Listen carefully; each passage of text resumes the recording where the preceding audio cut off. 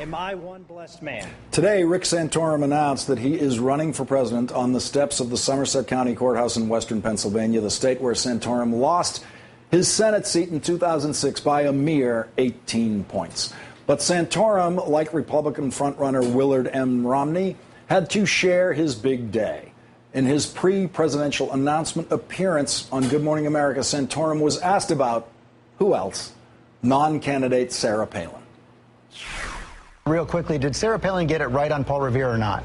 You know what? To be honest with you, I've been sort of hunkered down. I have no idea. I haven't really been paying attention to this one, George. I'll pass on that one. A Republican presidential candidate's announcement can't compete with Palin's latest bout of misspeaking. What have you seen so far today? What are you going to take away from your visit? We saw where Paul Revere hung out as a teenager, which was something new to learn. And, he who warned the British that they weren't going to be taking away our arms by ringing those bells and making sure as he's riding his horse through town to send those warning shots and bells that we were going to be secure and we were going to be free. And we were going to be armed. That was Palin on Thursday at a bakery in Boston giving her version of Paul Revere's famous ride after being asked a question from a local reporter that had nothing to do with Paul Revere. When Fox News Sunday host Chris Wallace told Palin she was wrong about Paul Revere, Palin did what she always does. She got defensive and, of course, blamed us, the media. You realize that you messed up about Paul Revere, don't you? You know what? I didn't mess up about Paul Revere. Here's what Paul Revere did. He warned the Americans that the British were coming, and they're going to try to take our arms. So we got to make sure that we were protecting ourselves and shoring up all of our ammunitions and our firearms so that they couldn't take it. But remember that the British had already been there, many soldiers, for 7 years in that area. And part of Paul Revere's ride, and it wasn't just one ride, he was a courier, he was a messenger. Part of his ride was to warn the British that were already there that, hey, you're not going to succeed. You're not going to take American arms. You are not going to beat our own well-armed persons, individual private militia that we have. He did warn the British. And in a shout-out, gotcha type of question that was asked of me, I answered candidly, and I know my American history.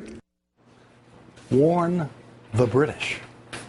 All right, here is the shout-out, gotcha question that Palin was asked. What have you seen so far today? What are you going to take away from your visit? Joining me now is David Frum, former speechwriter to President George W. Bush and editor of FrumForum.com. Thanks for joining me tonight, David. It doesn't get stranger than that. Paul Revere warned the British. Now, I went to school. I grew up in Boston.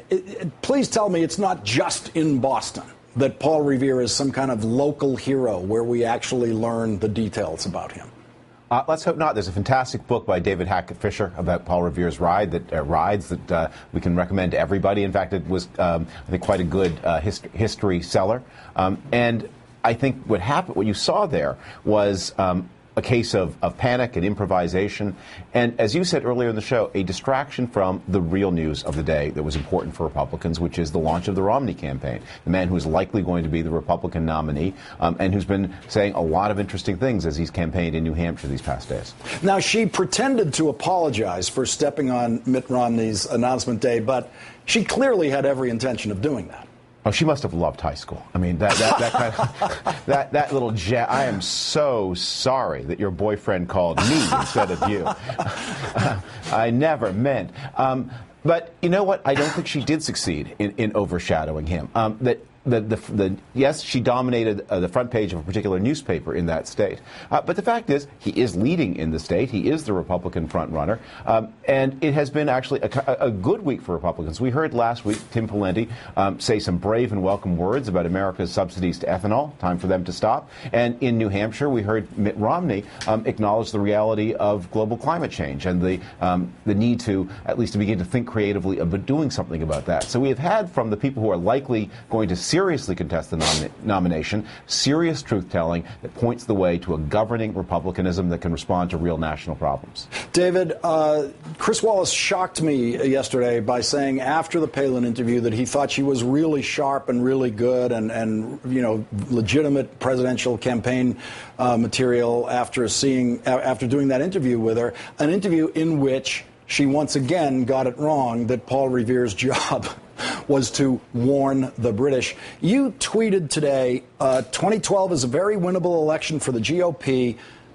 Let's let Fox blow it for us. Yes. How would Fox blow it for Republicans? Here is the opportunity for Republicans. The economy remains very sluggish. We are getting close to that decision moment, and the unemployment numbers continue heartbreaking. The personal income numbers continue heartbreaking. And the American people, they have a decision mechanism.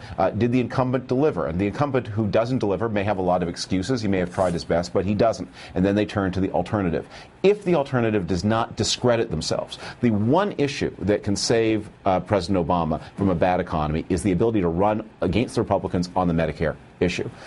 If Republicans are driven by media voices into a stampede of unanimity where everybody has to say, yes, we are all signing up for this Ryan plan, and that is going to be our ballot issue for 2012, there is no need to cooperate with that narrative, but that does cooperate with the core Obama narrative, which is a vote for the Republicans is a vote to end Medicare. The Republican message should be a vote for Republicans is a vote for economic recovery, for jobs, for less regulation and lower taxes.